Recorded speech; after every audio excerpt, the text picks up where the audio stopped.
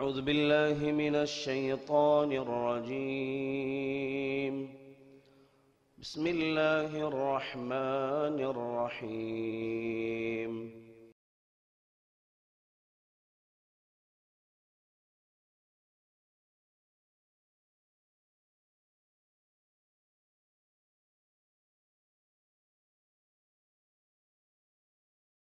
السلام عليكم ورحمة الله وبركاته. إن الحمد لله نحمده ونستعينه ونستغفره ونؤمن به ونتوكل عليه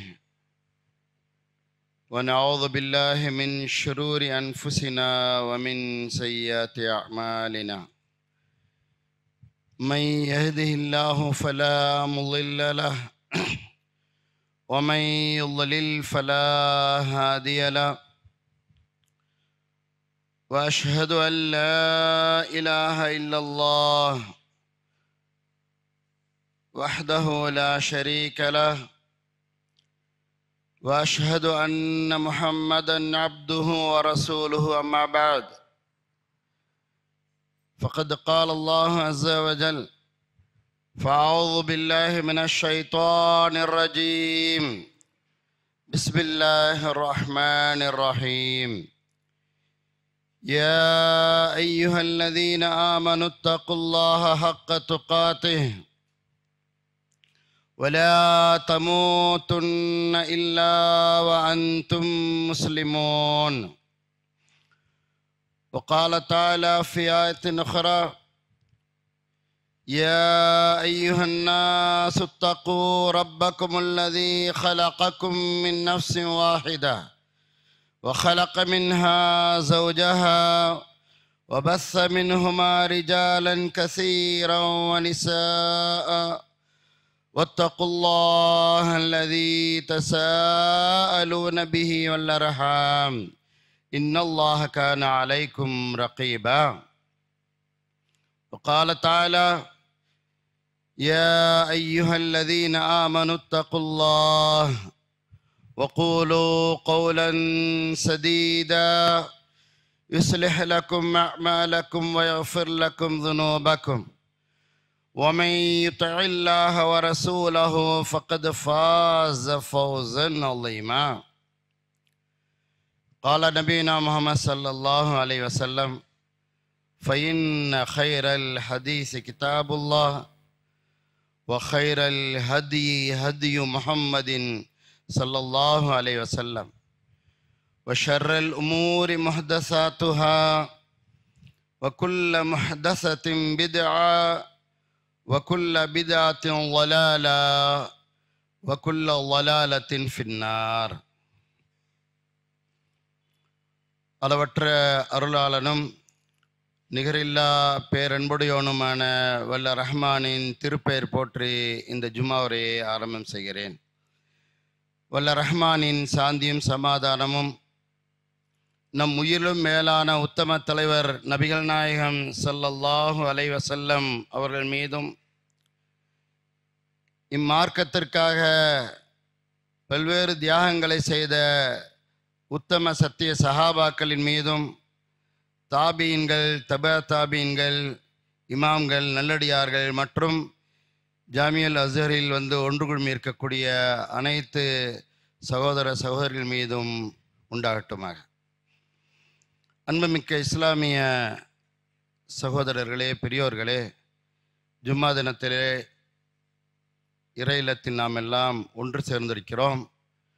ஜும்மாவின் நன்மைகள் எந்த வகையிலும் பாழாகாமல் வீணாகாமல் இருக்க வேண்டும் என்று முஹம்மது ஸல்லல்லாஹு அலைஹி வஸல்லம் அவர்கள் சொல்லித்தந்த போதனைகளை மனதில் வைத்து ஜும்மாவின் ஆரம்பம் முதல் இறுதி வரை நன்மைகளை பேணி பாதுகாக்கக்கூடிய நற்காரியங்களை செய்யுமாறு அன்போடு வேண்டிக்கொண்டு என்னுடைய உரைக்கு வருகிறேன். அன்புமிக்க இஸ்லாமிய சகோதர சகோதரிகளே, அல்லாஹ்வுடைய மிகப்பெரிய ஒரு பாக்கியம், புனிதமிகு ரமலானுடைய நோன்பை நோற்றவர்களாக ரமலானுடைய 21வது நோன்பில் நாம் எல்லாம் அல்லாஹ்விற்குரிய கடமையை செய்தவர்களாக இப்பள்ளியிலே ஒன்று சேர்ந்திருக்கிறோம். அல்ஹம்துலில்லாஹ். கண்ணியமானவர்களே,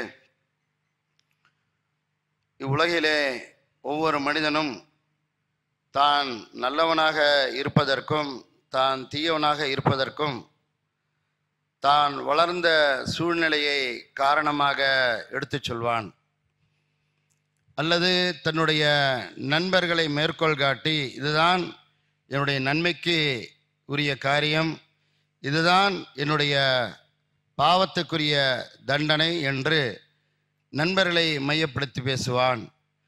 அல்லது வேறு ஏதேனும் ஒரு உறவை மையமாக வைத்தோ அல்லது சில மனிதர்களை காரணமாக வைத்தோ தான் நன்மைக்குரியவனா தீமைக்குரியவனா என்ற அந்த வரலாற்று பதிவு செய்வதற்கு ஏதாவது ஒரு காரண காரியங்களை மனித சமுதாயத்தினர்கள் சொல்லிக்கொண்டே செல்கிறார்கள். ஆனால் நாம் விவரம் தெரிந்த காலம் முதல் மரணிக்கின்ற காலம் வரை ஒவ்வொரு சந்தர்ப்பத்திலும் நாம் விழித்திருக்கக்கூடிய நேரத்திலே அதிகமாக கேள்விப்படக்கூடிய ஒரு பெயரை நாம் மறந்து விடுகின்ற காரணத்தினால் நாம் நல்லவர்களாகவே மரணிக்கின்ற காலம் வரை தொடரலாம் என்பதிலே கேள்விக்குறி வந்து விடுகிறது. நான் நல்லவனாக இருப்பதற்கு எனக்கு இந்த வாய்ப்பை ரப்புல் ஆலமீன் தந்திருக்கிறான், அல்ஹம்துலில்லாஹ். இந்த வாய்ப்பு என்னுடைய நன்மைக்கு மிகப்பெரிய ஒரு தூண்டுகோலாக அமைந்திருக்கிறது. இந்த வாய்ப்பு என்னுடைய முன்னேற்றத்திற்கு மிகப்பெரிய ஒரு படிக்கல்லாக அமைந்திருக்கிறது. இந்த வாய்ப்பு என்னை எப்பொழுதுமே சுவனத்தை பற்றித்தான் யோசிக்க வைக்கிறது.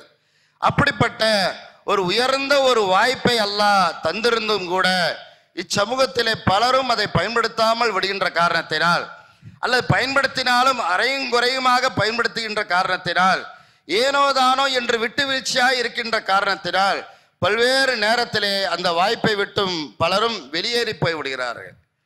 இந்த உலகத்தில் என்ன வேண்டுமானாலும் நடக்கலாம், எவ்வளவு இழப்புகள் வேண்டுமானாலும் ஏற்படலாம், எவ்வளவு அவமானங்கள் வேண்டுமானாலும் நமக்கு நடக்கலாம், எவ்வளவு பொருளாதார கஷ்டங்கள் வந்து சேரலாம், நோய் நொடிகள் நம்முடைய உடலுக்குள் வந்து தாக்கத்தை ஏற்படுத்தி பலகீனப்படுத்தலாம்.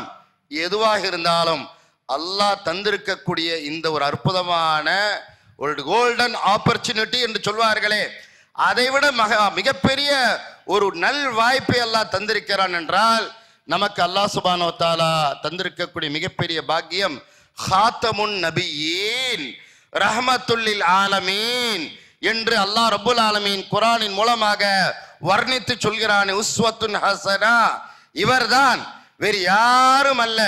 நம்முடைய வாழ்க்கைக்கு எப்பொழுதுமே நம்முடன் இருந்து பயணிக்கக்கூடிய மிகப்பெரிய ஒரு இறை தூதர், இறுதி தூதர் முஹம்மது ஸல்லல்லாஹு அலைஹி வஸல்லம் அவர்கள்தான் அல்லாஹ் நமக்கு செய்திருக்கக்கூடிய மாபெரிய பாக்கியம். அன்புமிக்கவர்கள், அந்த மாதிரி ஒரு வாய்ப்பை எந்த ஒரு மனிதனும் கரெக்டா புரிந்து கொண்டான் என்றால் யாரையும் காரணம் காட்டி தன்னை பலகீனப்படுத்திக் கொள்ள மாட்டான், யாரையும் காரணம் காட்டிக்கொண்டு தன்னுடைய தவறை நியாயம் கற்பிக்க மாட்டான், யாரையும் காரணம் காட்டிக்கொண்டு தன்னுடைய வழிகேட்டை நோக்கி தொடர்ந்து பயணிக்க மாட்டான், உடனடியாக வந்து விடுவான்.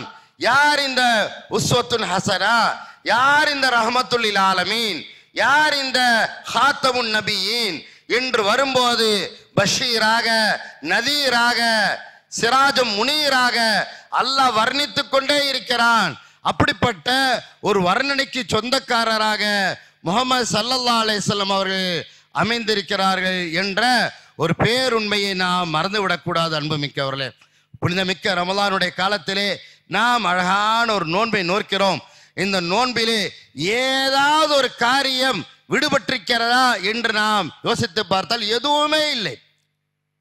நோன்பினுடைய அனைத்து அஹ்காம்களும் முஹம்மது ஸல்லல்லாஹு அலைஹி வஸல்லம் அவர்கள் மூலமாக அழகான ஒரு சொல்லித்தரப்பட்டு காலை சஹரிலிருந்து ஆரம்பித்து இஃப்தார் வரை அந்த நோன்பை நிறைவு செய்வதற்கு என்னவெல்லாம் சட்டதிட்டங்கள் இருக்கிறதோ, என்னவெல்லாம் பலகீனங்கள் இருக்கிறதோ எல்லாவற்றையும் தெளிவான முறையில் சொல்லி நாளை மறுமை நாளில் சாயுங்களே நோன்பாளிகளே நீங்கள் ரையான் வாசல் வழியா போங்க என்று சொல்லுகின்ற அளவிற்கு ஒரு ஹுக்குமை, இஸ்லாமிய ஷரியாவை, இஸ்லாமிய சட்டதிட்டங்களை நபி ஸல்லல்லாஹு அலைஹி வஸல்லம் நமக்கு கொடுத்து இவ்வளோ தூரம் நமக்கு பாசத்தை கொட்டியிருக்கிறார்கள். அந்த பாசத்தை ஏனோதானோ என்று புரியாமல் பலரும் பரிதவிக்கக்கூடிய ஒரு சூழ்நிலை பார்க்கிறோம். அன்புமிக்கவர்கள், அந்த பாசம் எப்படிப்பட்ட பாசம்? முஹம்மது ஸல்லல்லாஹு அலைஹி வஸல்லம் பாசத்தை பொறுத்தவரை தாய் தந்தையை போன்ற பாசமா, அல்லது ஒரு இல்லற துணைவி மனைவியின் மூலமா கிடைக்கக்கூடிய பாசமா, அல்லது நம்முடைய தோளிலும் மாறிலும் வளரக்கூடிய மடலைகளுடைய பாசமா? இல்லை. அந்நபியு அவுலா பில் முஃமினீன மின் அன்ஃபுஸிஹிம். அல்லாஹ் சொல்லி காண்பிக்கிறான். ஒரு மனிதரை பற்றி மனிதர் சொல்லவில்லை, அல்லாஹ் சொல்லி காண்பிக்கிறான். இந்த வார்த்தையிலே சந்தேகம் உள்ளவன் வழிகடுவான், இந்த வார்த்தையை பொய்ப்பிப்பவன் வழிகடுவான், இந்த வார்த்தையை மறுப்பவன் ஷைத்தானுடைய கூட்டத்திற்குள் போய் சேர்ந்து விடுவான். அந்நபியு அவுலா பில் முஃமினீன மின் அன்ஃபுஸிஹிம். வாழ்க்கையிலே எப்பொழுதெல்லாம் பலகீனம் வருகிறதோ அப்பொழுது ஞாபகம் வைத்துக் கொள்ளுங்கள், இந்த தூதர் அவுலா சூப்பர்லேட்டிவ் டிகிரியில் அல்லாஹ் சொல்லி காண்பிக்கிறான். மிக மிக மிக மேலானவர்.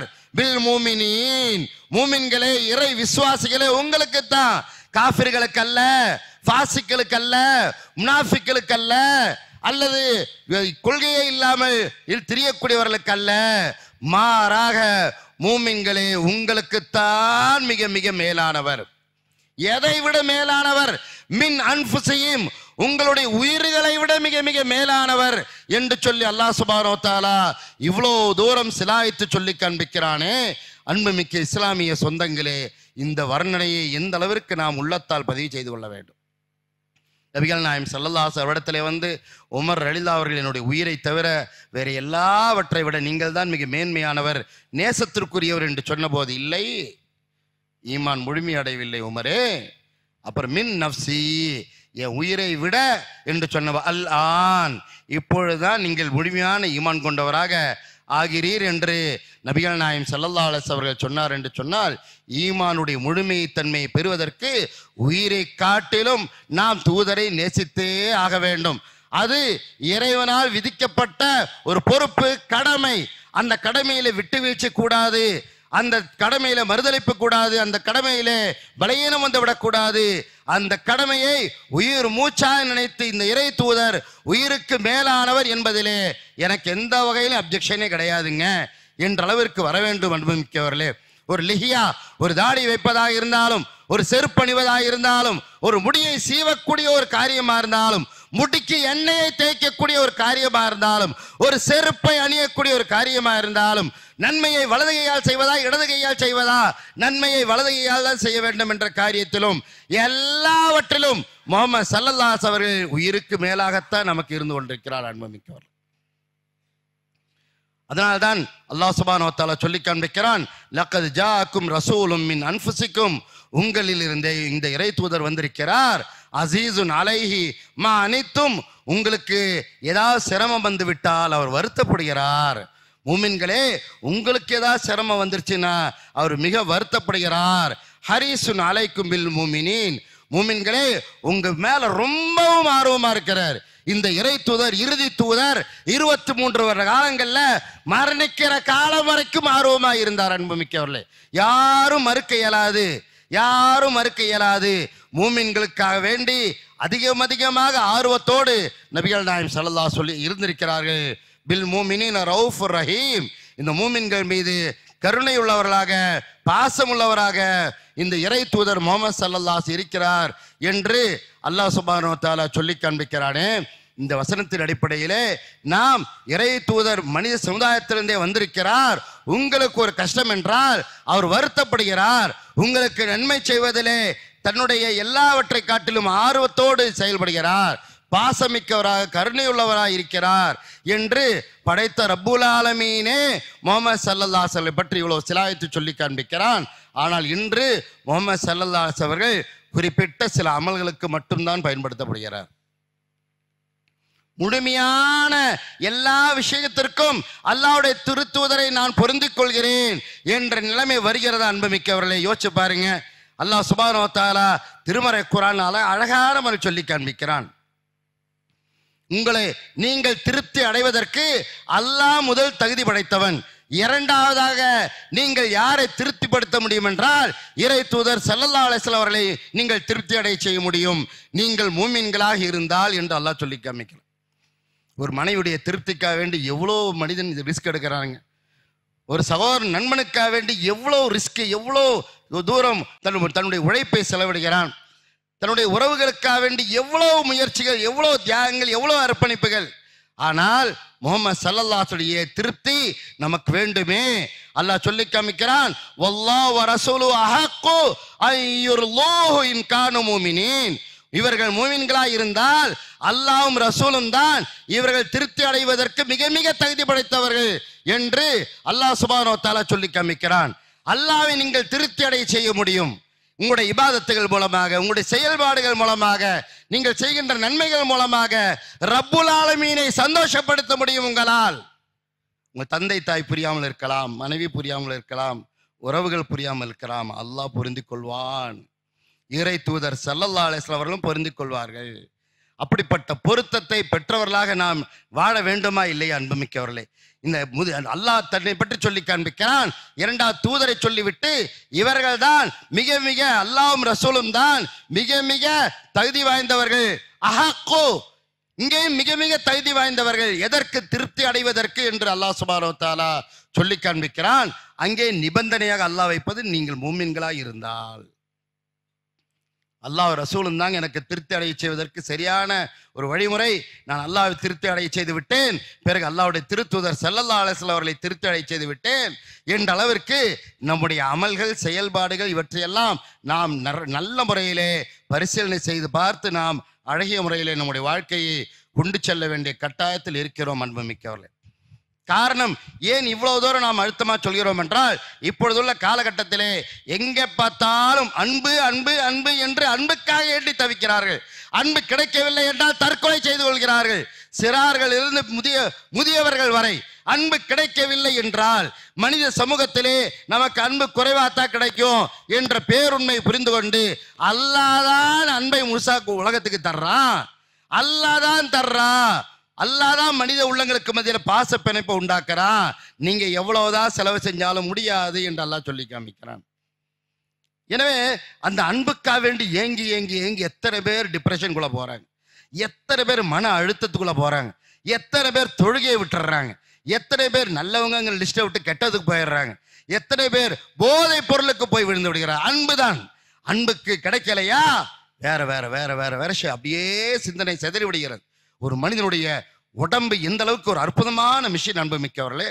இந்த சரீரத்தை காப்பாற்றுவதற்கு இறை தூதரை அனுப்பி வைத்து இந்த முஹம்மது நபி ஸல்லல்லாஹு அலைஹி வஸல்லம் அவர்களை இறுதி வரை நீங்கள் கெட்டியாக பற்றி பிடித்துக் கொள்ள வேண்டும் என்று அல்லாஹ் சொல்லி காண்பிக்கிறானே, அந்த இறை தூதரை பற்றி பிடிக்காம யாரை பற்றி பிடித்துக் கொண்டு நம்முடைய வாழ்க்கையை வீணாக்கி கொண்டிருக்கிறோம்? கவலைப்பட வேண்டுமா இல்லையா? கவலைப்பட வேண்டுமா இல்லையா? ஒவ்வொரு விஷயத்திலேயும் யோசித்து பாருங்கள் அன்புமிக்கவர்களே. எத்தனையோ நபர்கள் லட்சக்கணக்கான ரூபாக்களை இழந்துவிட்டு பிறகு நமக்கு வேற வழி இல்லை என்று மார்க்கத்தை நோக்கி வரக்கூடிய ஒரு சூழ்நிலை ஏற்பட்டு போய்விடுகிறது. அது வரைக்கும் ஒரு ஜாலியான ஒரு லைஃப், ஹாப்பியான மூமெண்ட், நல்ல என்ஜாய், ஃபுல்லா என்டர்டைன்மெண்ட், எல்லாம் அனுபவிக்கலாம் எல்லாம் என்று அப்படியே போய் அல்லாவே விட்டாச்சு, அல்லாவுடைய தூதரே விட்டாச்சு, பலகீனமாயாச்சு. அந்த நேரத்தில் இபாதத்துகள் காணாமல் போய்விடுகிறது. நன்மைகளுக்கு பல்வேறு தடைகள் ஏற்பட்டு போய்விடுகிறது. அல்லாஹ்வுடைய திருத்தூதரை யோசிக்க வேண்டுமா இல்லையா? ஒவ்வொரு நன்மையும் சொல்லித் தருவதற்கு அவர் பட்ட கஷ்டம் என்ன, அவர் பட்ட முயற்சி என்ன, இவற்றெல்லாம் நாம் சிந்திக்க வேண்டுமா இல்லையா அன்புமிக்கவர்களே? நபிகள் நாயகம் ஸல்லல்லாஹு அலைஹி அவர்கள் எப்படிப்பட்ட ஒரு அர்ப்பணிப்பு உணர்வுகள் எல்லாம் செய்தார்கள் என்பதை நீங்கள் தெளிவான முறையில் அறிந்திருக்கிறீர்கள். ஆரம்ப கட்ட தாவாவையே நபி ஸல்லல்லாஹு அலைஹி வஸல்லம் சஜ்தா செய்யும் போது நாற்றம் பிடித்த ஒட்டக குடலை கொண்டு வந்து கழுத்தில் போட்டுவிட்டு அந்த நேரத்திலே அந்த முஷ்ரிக்குகள் எல்லாம் எள்ளி நகையாடினார்கள், கிண்டல் அடித்தார்கள். ஃபாத்திமா ரலியல்லாஹு அன்ஹா அதை அப்புறப்படுத்தி விட்டு அல்லாஹ்விடத்திலே முறையிட்டார்களை. யோசிச்சு பாருங்க, நபிகள் நாயகம் ஸல்லல்லாஹு அலைஹி அவர்கள் எவ்வளவு பெரிய அர்ப்பணிப்பு. உஹது போர் களத்திலே ரசூலுல்லாஹி ஸல்லல்லாஹு அலைஹி கட்டளை மீறுகின்ற காரணத்தினால அங்கே ரசூலுல்லாஹுடைய முன்பல் உடைக்கப்படுது, கன்னம் காயப்படுத்தப்படுது, ரத்தம் வழிகிறது. இந்த நேரத்திலே அல்லாஹ்வுடைய திருத்தூதர் ஸல்லல்லாஹு அலைஹி வஸல்லம் கைஃப யுஃப்லிஹுல் கௌம், இந்த சமுதாயம் எப்படி ஜெயிக்கும், இறை தூதரை காயப்படுத்திய சமுதாயம் எப்படி ஜெயிக்கும் சொன்னவரே, லைஸ லக மினல் அம்ரி ஷை, அதிகாரத்தில் உனக்கு பங்கு கிடையாது நபியே சொன்னான்னு பேசாமல் இருந்துட்டாங்க. அதிகாரத்தில் உனக்கு பங்கு கிடையாது, வெற்றி தோல்வியை நான் தான் நிர்ணயிப்பேன் சொன்ன உடனே அமைதியாக நபி ஸல்லல்லாஹு அலைஹி வஸல்லம் அவர்கள் அர்ப்பணித்த அந்த அர்ப்பணிப்பு உணர்வுகளை எல்லாம் நாம் மறந்து விடக்கூடாது. மனைவியின் மீது ஊர் முழுக்க அவதூறு சுமத்தப்பட்டு அதையும் தாங்கிக் கொண்டு அல்லாஹ்வுடைய திருத்தூதர் ஸல்லல்லாஹு அலைஹி வஸல்லம் எப்படிப்பட்ட ஒரு வாழ்க்கை அன்புமிக்கவர் யோசிச்சு பார்க்க வேண்டாமா? இவ்வளவு அர்ப்பணிப்பு உணர்வு, ஒரு தாய் சின்ன வயதிலேயே தந்தை இழந்து, பிறகு வளர வளர தன் தாயை இழந்து, பிறகு படிப்படியாக அபூ தாலிப் அவர்களை இழந்து பல்வேறு இழப்புகளை சந்தித்த ஸல்லல்லாஹு அலைஹி வஸல்லம் அவர்கள் 40 வயதிலே நபியாக்கப்பட்டு ஜிப்ரீல் அலைஹிஸ்ஸலாம் அவர்கள் மூலமாக அவ்வப்போது இறைச்செய்தியை சிரமத்தோடு வாங்கி வாங்கி வாங்கி இந்த சமுதாயத்தை கட்டுக்கோப்பாக வைக்க வேண்டும் என்று துடிதுடித்தாரே, அந்த துடிதுடிப்பை எப்பொழுதுதான் இந்த சமுதாயம் உணரப் போகிறது? அன்புமிக்கவர்களே, வெறுமனே வேஷதாரிகளாக தெரியக்கூடிய பல்வேறு மனிதர்களை நம்பியாய் மோசம் போவது. அல்லாஹ்வுடைய திருத்தூதர் ஸல்லல்லாஹு அலைஹி வஸல்லம் அவர்கள் அவருடைய அர்ப்பணிப்பு உணர்வை கொஞ்சமாவது நியாயமாக யோசித்து பார்க்க வேண்டாமா சகோதர சகோதரிகளே? நம்முடைய வீடுகளுக்குள் ஒவ்வொரு வீட்டுக்குள்ளேயும் எந்த வகையிலும் நாசம் ஏற்பட்டு விடக்கூடாது என்பதற்காக சமையல் குறிப்பு தீயை பற்றிய ஒரு விழிப்புணர்வை நபிகள் நாயகம் ஸல்லல்லாஹு அலைஹி வஸல்லம் ஏற்படுத்துகிறார் என்றால் எந்த அளவுக்கு நமக்குள்ள வந்து புகுந்திருக்கிறார் ரசூலுல்லாஹி ஸல்லல்லாஹு அலைஹி வஸல்லம். நமக்குள்ள எல்லா வகையிலும் புகுந்திருக்கிறார். ஆழமாக நம்முடைய இதயத்திற்குள் புகுந்திருக்கிறார். அல்லாஹ் புகுத்தி வைத்திருக்கிறான். நமக்கு நம்ப தயாராக இல்லை, அவ்வளவுதான். நமக்கு அதை ஏற்பதற்கு மனம் இடம் கொடுப்பதில்லை, அல்லது கொஞ்சம் ஏற்றுக்கொண்டு கொஞ்சம் தளர்வு காட்டக்கூடிய ஒரு சூழ்நிலை வந்து விடுகிறது. அன்பு மிக்கவர்கள், எவ்வளவு தூரம் யோசித்து பாருங்கள். நபிகள் நாயகம் ஸல்லல்லாஹு அலைஹி அவர்கள் இவ்வளவு பெரிய ஒரு அர்ப்பணிப்பு உணர்வோடு, அது மட்டுமல்லாமல் தன்னுடைய சகாக்கள் அவ்வப்போது கொடுக்கக்கூடிய அன்பு தொல்லைகள், தன்னுடைய சகாக்கள் கொடுக்கக்கூடிய அவ்வப்போது அன்பு தொல்லை. ஒரு வீட்டிற்கு நபிகள் நாயகம் ஸல்லல்லாஹு அலைஹி வஸல்லம் போறாங்க, அஸ்ஸலாமு அலைக்கும் வரஹ்மத்துல்லாஹி வபரகாத்துஹுங்கறாங்க, பதில் வரல. மறுபடியும் சலாம் சொல்றாங்க, மறுபடியும் பதில் வரல. மறுபடியும் மூன்றாவதா சலாம் சொல்லிட்டு திரும்ப போகும்போது வீட்டில இருந்து அழைப்பு வருகிறது. அல்லாஹ்வுடைய திருத்தூதர் அவர்களே அப்படின்னு சொல்லி அலைக்கும் சலாம் வரஹ்மத்துல்லாஹி வபரகாத்துஹு என்று அவர் பதில் சொல்லிட்டு ரசூலுல்லாஹ் சொல்றாரு, அல்லாஹ்வுடைய திருத்தூதர் அவர்களே, முதல் தடவை நீங்க சலாம் சொல்லும் போதே நான் கேட்டுட்டேன் ரசூலுல்லாஹ், இரண்டாவது முறையும் உங்களுடைய சலாமை கேட்டேன், மூணாவது முறையும் கேட்டுட்டேன், மூணாவது முறை பதில் சொல்லலன்னு திரும்ப போயிடுவீங்கிறதுக்காண்டி தான் பதில் சொல்லிட்டேன். உங்களுடைய சலாத்தின் மூலமாக எனக்கு மனசுக்கு அமைதி கிடைக்குது, உங்கள் துவாவின் மூலமாக எனக்கு ராகத்து கிடைக்கிது, அதுக்குத்தான் நான் 2 தடவை பதில் சொல்லலை, வேற எதுவும் இல்லை அல்லாஹ்வுடைய திருத்தூதரே என்று ஏங்கி ஏங்கி பாசத்தை காட்டி சமுதாயம், அந்த சமுதாயம் அவங்க கொடுக்குற சின்ன சின்ன அன்பு தொல்லையில கூட நபிகள் நாயகம் ஸல்லல்லாஹு அலைஹி அவர்கள் அதை ஏற்றுக்கொண்டார் என்று சொன்னால் அன்பு மிக்கவர்களே, எந்த அளவிற்கு நபிகள் நாயகம் ஸல்லல்லாஹு அலைஹி அவர்கள் இந்த சமுதாயத்தின் மீது அக்கறை காட்டிருக்கிறார் யோசிச்சு பாருங்க. நபி ஸல்லல்லாஹு அலைஹி அவங்கள்ட்ட ஒரு விஷயத்தை புரியவில்லை என்றால் திரும்ப திரும்ப திரும்ப கேள்வி கேட்டிருக்கிறாங்க. திரும்ப திரும்ப திரும்ப கேள்வி கேட்டு நபி ஸல்லல்லாஹு அலைஹி அவர்கள் அதற்குரிய பதிலை திரும்ப திரும்ப அவர்களுக்கு கொடுத்து கொண்டே இருக்கிறார்கள், சடைவடையாமல் கொடுக்குறாங்க. ஒரு பெண்மணி வந்து மாதவிடாய் சம்பந்தப்பட்ட காரியத்தை கூச்சப்படாம, மார்க்கம் என்றால் நான் கேட்பேன், என் மார்க்கம் எனக்கு வேணுங்கிற தூய்மை வேணும், எனக்கு சட்டம் என்ன கேட்டு கேட்டு நபி ஸல்லல்லாஹு அலைஹி அடைவடையாம உங்கள் தாய் ஆயிஷா அம்மா ரலியல்லாஹு அன்ஹா அவங்கள்ட்ட போய் கேளுங்கன்னு சொல்லி அல்லாஹ்வுடைய திருத்தூதர் ஸல்லல்லாஹு அலைஹி இறுதியாக அவங்கள்ட்ட முடிவை கொடுக்குறாங்க. அந்த அளவுக்கு நபிகள் நாயகம் ஸல்லல்லாஹு அலைஹி அவர்கள் தன்னை சார்ந்த மக்கள் எப்படியெல்லாம் தனக்கு சிரமத்தை கொடுத்தாலும் பரவாயில்லை என்று நபி ஸல்லல்லாஹு அலைஹி தாங்கினாங்களே, அந்த ஒரு தியாக உள்ளம் யாருக்குங்க வரும்? அந்த தியாக உள்ளம் யாருக்குத்தான் வரும் அன்பு மிக்கவர்களே? அது மட்டுமல்லாமல் நபிகள் நாயகம் ஸல்லல்லாஹு அலைஹி சில பேர் பார்க்குறாங்க ரசூலுல்லாஹ்வை, ரொம்ப டிஸ்டர்பன்ஸ் ஆகுது ரசூலுல்லாஹ்வுக்கு, ரொம்ப நெருக்கடியாகுது.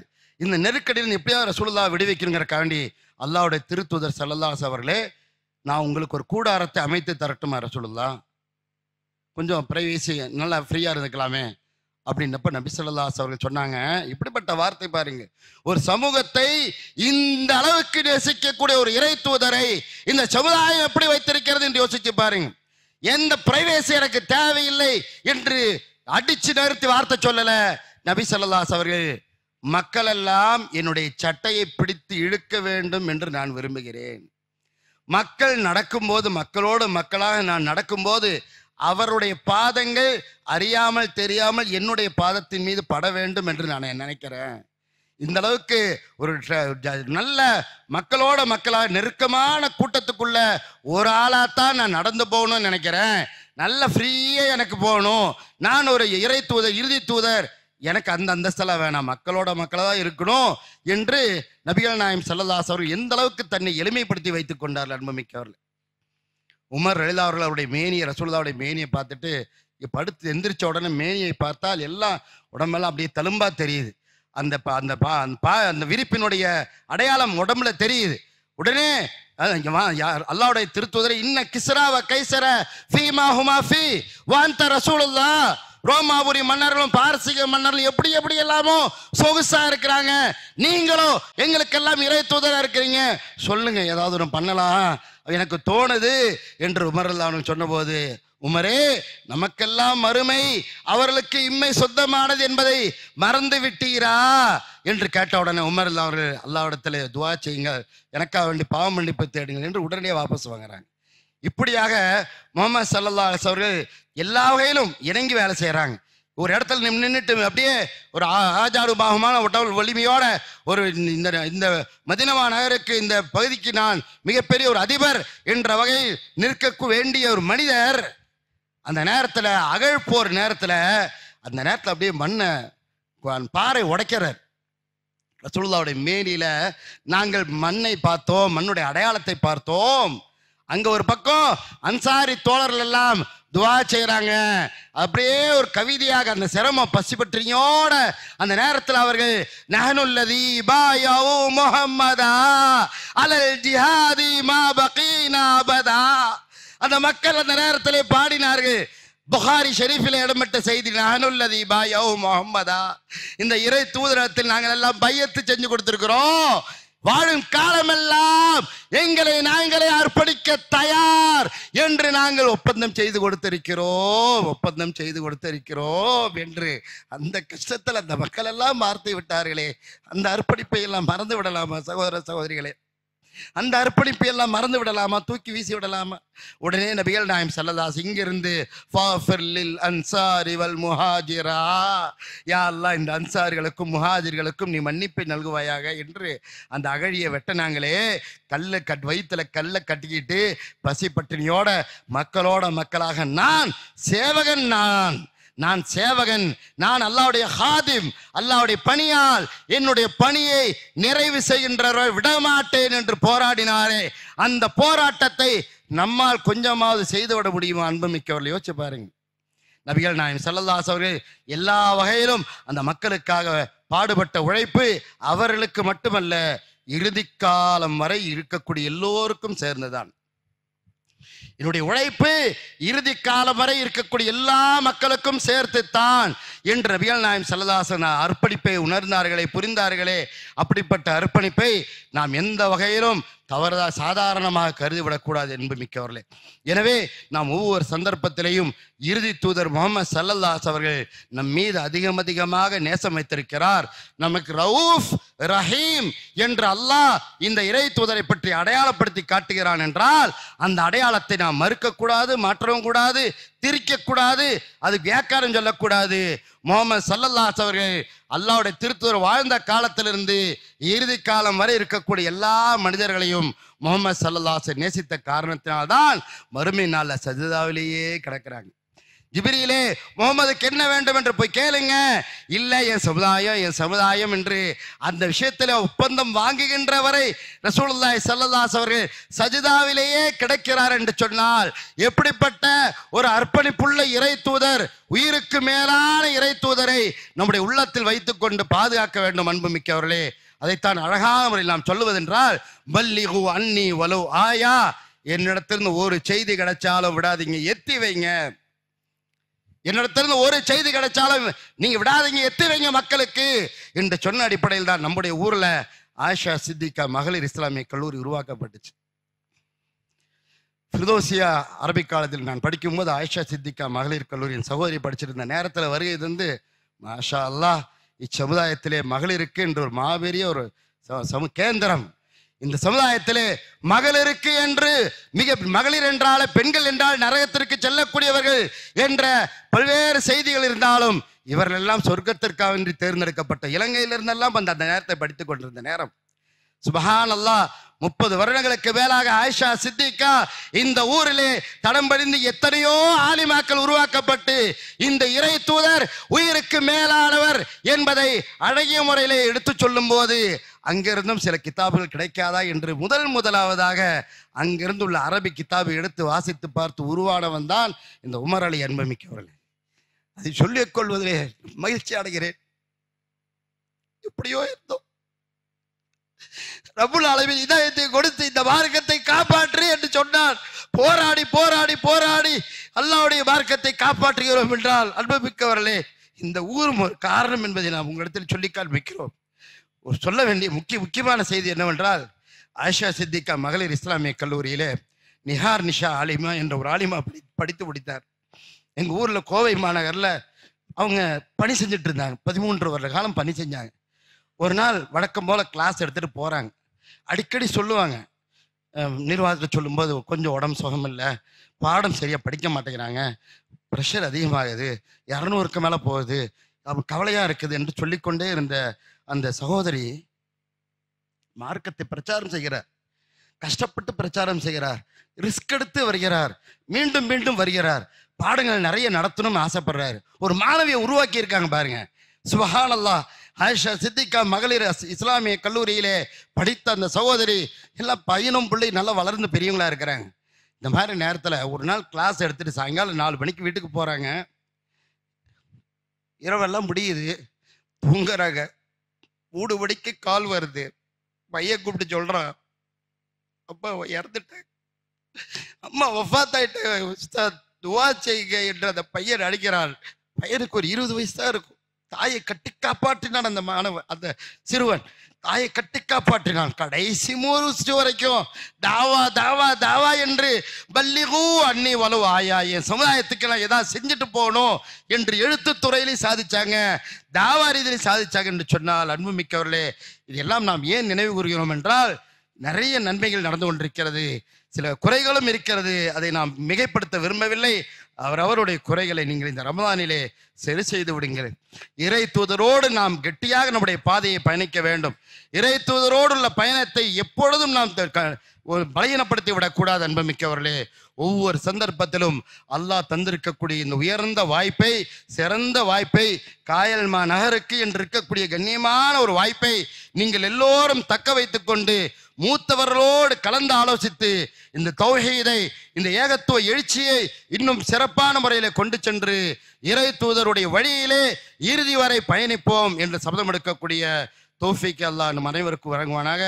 அல்லாஹும்ம ஸல்லி அலா முஹம்மதின் வ அலா அலி முஹம்மத் கமா ஸல்லைத அலா இப்ராஹிம் வ அலா அலி இப்ராஹிம் இன்னக ஹமீதும் மஜீத். அல்லாஹும்ம பாரிக் அலா முஹம்மதின் வ அலா அலி முஹம்மத் கமா பாரக்த அலா இப்ராஹிம் வ அலா அலி இப்ராஹிம் இன்னக ஹமீதும் மஜீத். அல்ஹம்துலில்லாஹில்லதி ஹதானா லிஹாதா வமா குன்னா லினஹ்ததிய லௌலா அன் ஹதானல்லாஹ் வஸ்ஸலாத்து வஸ்ஸலாமு அலா மல்லா நபிய பஅதா வ அலா ஆலிஹி வஸஹ்பிஹி வன்னாஸ் அஜ்மஈன். கண்ணியமிக்க இஸ்லாமிய சகோதரர்களே, பெரியோர்களே, ரமலானுடைய இறுதி பத்திலே நபி ஸல்லல்லாஹு அலைஹி அவர்கள் தன்னுடைய கீழாடையை வரிந்து கட்டிக்கொண்டு இபாதத்திலே செயல்படுவார்கள் என்று ஹதீஸில் பார்க்கிறோம்.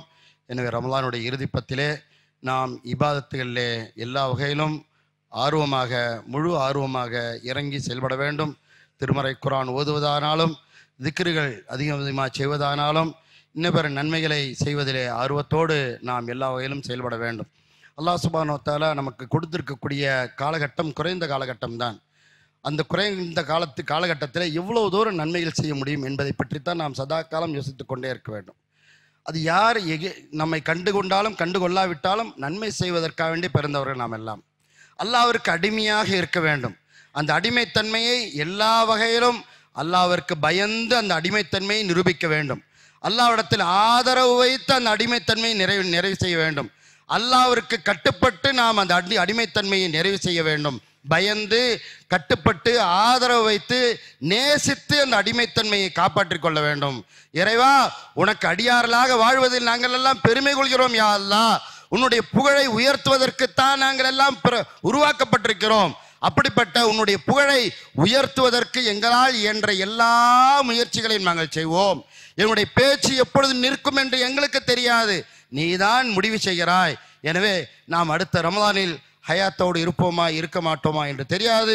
ஹிஜ்ரி 1446 ரமலானில் நாம் எல்லாம் அழகான முறையிலே இது போன்ற ஒரு பாசமிக்க ஒரு உணர்வோடு நாம் கலந்துரையாடுகிறோம் என்றால் அல்ஹம்துலில்லாஹ், அல்லாஹ்வுடைய ரஹமத்தும் கருணையும் தான் மிக விசாலமாக நம்மை சூழ்ந்திருக்கிறார். அல்ஹம்துலில்லாஹ், அப்படிப்பட்ட ரஹமத் மேலும் மேலும் நமக்கு கூடுவதற்கு நாம் எல்லா விதமான நன்மையான காரியங்களை செய்து அல்லாஹ்வுடைய பொருத்தத்தை பெறக்கூடிய நன்மக்களாக அல்லாஹ் நம் அனைவரையும் ஆக்கி அருள் புரிவானாக. ரப்பனா ஆத்தினா ஃபித் துன்யா ஹஸனா வ ஃபில் ஆখিরাতি ஹஸனா வ கினா அஸாபன்னார். வ ஆখির தஅவானா அல்ஹம்துலில்லாஹி ரப்பில் ஆலமீன். வஸ்ஸலாமு அலைக்கும் வரஹ்மத்துல்லாஹி வபரகாத்துஹு.